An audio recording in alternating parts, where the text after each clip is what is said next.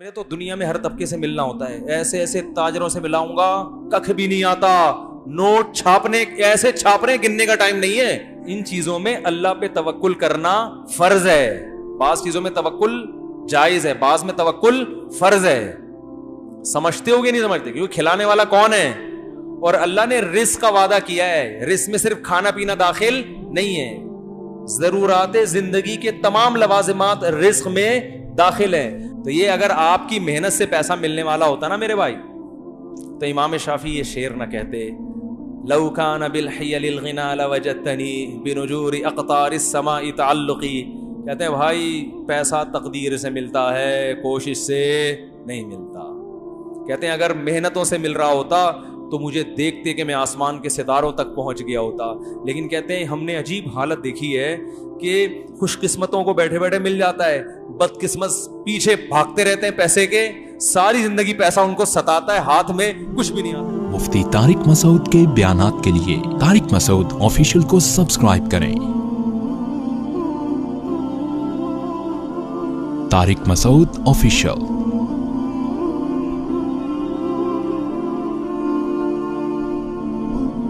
ایک دفعہ ایک جماعت آئی، وہ کہاں سے، ایک عرب کنٹری ہے، نام ذہن سے نکل گیا، ایک عرب ملک ہے، وہاں سے جماعت آئی۔ تو مجھ سے عربی میں تھوڑی ٹوٹی پھوٹی گپ شپ شروع ہوئی ان کی، مجھے کہنے لگے ماشاءاللہ کتنے بچے آپ کے؟ تو میں نے کہا اتنے، پھر میں نے کہا نہیں سوری اتنے ہیں، پھر میں نے کہا ایک منٹ، وہ 3-4 دفعہ نا تو وہ کہہ کے مار کے ہنسنے لگے ٹھیک ہے۔ تو 14.25 سے الحمدللہ وہ پونے کی ٹینشن ختم ہو گئی، اللہ کا بڑا فضل۔ تو ٹوٹل حساب جو ابھی فی الحال چل رہا ہے 14 کا چل رہا ہے۔ اچھا پھر میں یہ بھول جاتا ہوں یہ سوتیلے ملا کے 14 ہیں یا بغیر؟ صحیح ہے نا تو پھر دوبارہ کاؤنٹ کرنا پڑتا ہے۔ سوتیلے بچے ملا کے 16 ہیں، سوتیلے بھی ملا کے جو جہیز میں ملے تھے، تو اب تک کی رپورٹ کے مطابق تو اللہ نظر بس سے بچائے۔ اب میں اگر یہ سوچتا کہ نہیں بھائی کھلانا کیسے، اتنے یہ ایکچولی ٹوپی ڈرامے نا جو بندے یار ایکچولی پیدا ہی نہیں ہوتے، کھلانا بھی پڑتا ہے، تو بھائی جو رونق گھر میں ہے وہ رونق نہ ہوتی۔ کھا رہے ہیں اللہ کا شکر ہے، سارے بچے دیکھ لو سارے الحمدللہ، محسن صاحب آپ تو جانتے ہیں نا، سارے فٹ فاٹ ہیں ماشاءاللہ، سب کھا رہے ہیں، پڑھ بھی رہے ہیں الحمدللہ، قرآن بھی پڑھ رہے ہیں، اسکول بھی جا رہے ہیں، جو نارمل سب کے بچے ہوتے ہیں ویسے ہمارے بھی بچے کر رہے ہیں۔ سمجھتے نہیں ہو بات کو، تو پھر تو ان چیزوں میں اللہ پہ توکل کرنا فرض ہے، بعض چیزوں میں توکل جائز ہے، بعض میں توکل فرض ہے۔ سمجھتے ہو گے نہیں سمجھتے؟ کیونکہ کھلانے والا کون ہے؟ اور اللہ نے رزق کا وعدہ کیا ہے، رزق میں صرف کھانا پینا داخل نہیں ہے، ضرورات زندگی کے تمام لوازمات رزق میں داخل ہیں۔ اللہ جو بچہ پیدا ہوتے ہی ماں کی چھاتیوں میں دودھ پیدا کرتا ہے نا، یہ بتانے کے لیے نہیں کہ میں صرف دودھ پیدا کرتا ہوں، یہ ایک سگنل ہے، یہ ایک سائن ہے، یہ بتانا ہے کہ اس وقت اس کو صرف دودھ کی ضرورت ہے، تو ایسا خاندانی دودھ پیدا کیا کہ اس سے بہتر دودھ نہیں ہو سکتا۔ تو اس کا یہ بتا رہا ہے اللہ تعالیٰ دودھ پیدا کر کے کہ میں اس کی بنیادی ضرورتوں سے واقف ہوں، اور وہ ضرورتیں کیسے پوری ہوں گی یہ بھی جانتا ہوں۔ تو اس کی ماں کی چھاتیوں میں تو نے دودھ پیدا نہیں کیا، میں نے کیا ہے، تو اب آئندہ بھی ساری ذمہ داری میری ہے، میں کروں گا، تجھے تو میں ذریعہ بنا رہا ہوں۔ کمبخت ماں کو ذریعہ بناتا ہے اللہ تعالیٰ، دودھ ماں تھوڑی پیدا کرتی ہے، ذریعہ بنائے کہ اس کے ذریعے، تو اب جب پیسوں کی ضرورت ہوگی تو باپ کو ذریعہ بنائے گا، اس کے بٹوے میں پیسے ڈالے گا۔ نہیں ڈال رہا تو سمجھ لو یہ چیز میرے بچے کے لیے ضروری ہے ہی نہیں۔ غریب آدمی کہے گا میرا بچہ تو پڑھ نہیں سکتا، بھائی نہیں ضروری ہے آپ کے لیے پڑھنا، زرداری بغیر پڑھے اتنا آدمی بنا تو آپ کا بچہ بھی بن سکتا ہے، وہ غلط بن گیا آپ صحیح بنا دو، کیا خیال ہے؟ تو یہ ایجوکیشن کو بھی جو عذاب بنا دیا ہے نا، مسلط کر دیا ہے، یہ خود مغرب کا ایک تھوپا ہے ہمارے سر پہ، سمجھ رہے ہو؟ تربیت ضروری ہے، تربیت انسان بنانا ضروری ہے۔ ایجوکیشن تو دیکھو ڈاکٹر کو انجینئر کا نہیں پتا ہوتا نا، تو کیا وہ ناکام ہو جاتا ہے؟ بھائی اسے جو اس کی ضرورت تھی وہ اس کو آتا ہے۔ تو اللہ آپ کو کہ بچے کو جو نالج دے گا نا، جو زندگی گزارنے کے لیے ضروری ہے، وہ نالج گاڈ گفٹڈ ہوگی، وہ اس کو مل جائے گی۔ ہمارے نبی کے پاس نالج تھی، کہیں بھی نہیں پڑھے، اللہ نے وحی کے ذریعے آپ کو نالج دی ہے۔ سمجھنے کے نہیں سمجھ رہے, سب سے بڑا عالم بنا دیا.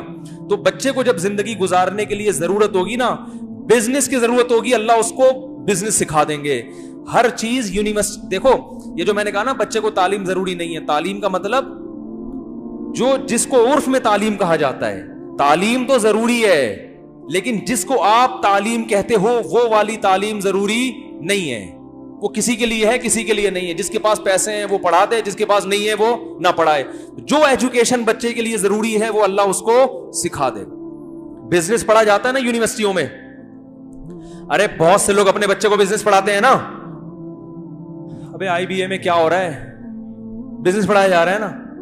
میں تو جانتا ہوں بہت سے جنہوں نے پہلی جماعت بھی نہیں پڑھی, بزنس وہ آئی بی اے والوں سے زیادہ اچھا کر رہے ہیں. تو ایجوکیشن میں ان کا علم ان سے زیادہ ہے کہ نہیں ہے؟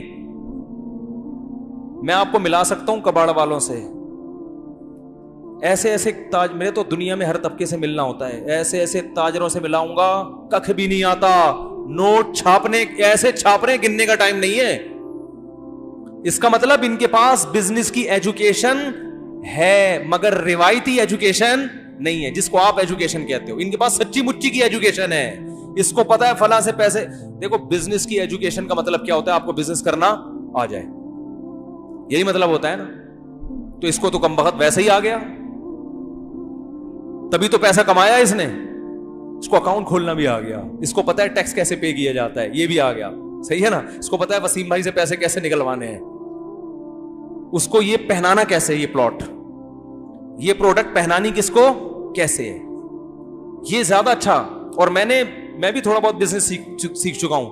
میں نے کسی ایم بی اے والے سے اور آئی بی اے میں پڑھے ہوئے آدمی سے بزنس نہیں سیکھ. تاجروں کے ساتھ اٹھتا بیٹھتا ہوں تو میری عادت ہے, ڈاکٹر آئے گا تو اس کو نہ چھوڑتا ہوں, حکیم آئے گا تو اس کو نہ چھوڑتا ہوں, اس کی نالج لیتا ہوں اس سے. تاجر آئے گا نا تو اس کو بھی نہ چھوڑتا ہوں, تو نے اتنا پیسہ کمایا کیسے, کم بخت سالے معذرت کے ساتھ, کہ تجھے آتا واتا تو کچھ, شکل سے تو مکھنچو لگ رہا ہے.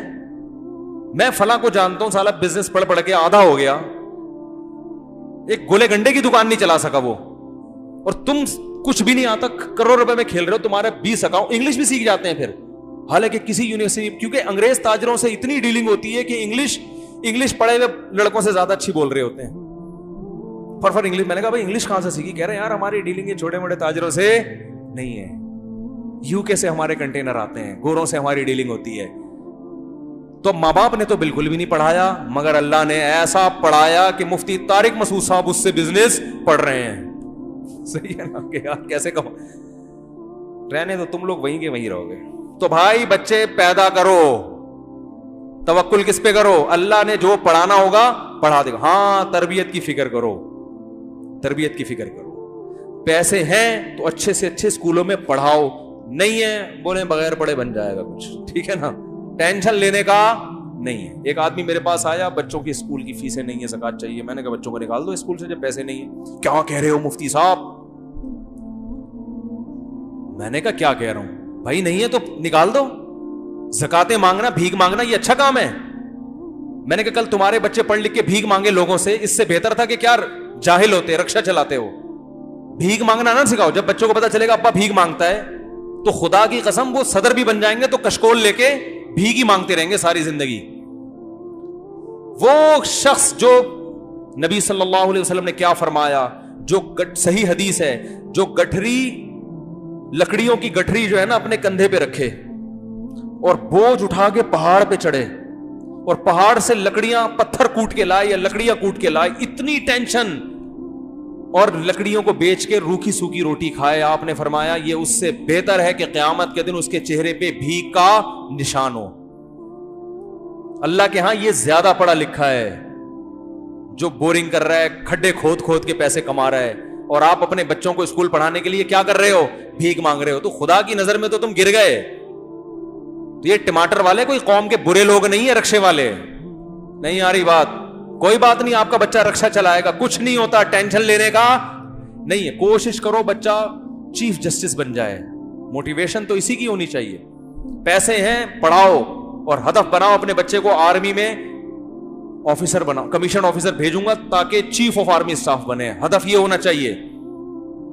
سوچنے پر پابندی ہے, اچھا سوچو اور اللہ نے کہا ہے کہ طاقتور مومن کمزور سے اللہ کو زیادہ محبوب، تو طاقتور بنانے کی کوشش کرو. اپنے بچے کو فوج میں بھیجوں گا، کوشش کرو اپنے بچے کو بہترین سائنٹسٹ بناؤں گا. اللہ نے جتنے اسباب وسائل دیے اس حساب سے کوشش شروع کر دو. نہیں ہے صبر کر کے بیٹھ جاؤ. اے اللہ ہماری نیت بڑی ہے، جو تو بنائے گا ہم اس پہ کیا ہیں.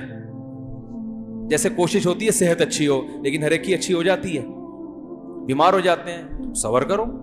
یہ تو نہیں کہ میں تو ناکام ہو گیا، میں نے تو جم خانہ بھی کھولا ہوا تھا، میں تو صبح شام وٹامن اے اور بی کے کیپسول بھی کھا رہا تھا اور یہ بھی کر رہا تھا، اور کینسر سے بچنے کے ساتھ مجھے کینسر کیوں ہو گیا، اب ٹینشن لے رہا ہے. بھائی اسباب کامیابی کے اختیار کرنے ہیں، نتیجہ کس پہ چھوڑنا ہے؟ اللہ پہ. جو ہے اسی میں بہتری. بیمار ہو گئے، بھائی پیغمبروں پہ بھی بیماریاں آئی ہیں. ایوب علیہ السلام کی ساری زندگی کس میں گزری؟ بیماری میں. اسی بیماری کی وجہ سے اللہ نے کہا نعم العبد، ایوب بہترین بندہ تھا.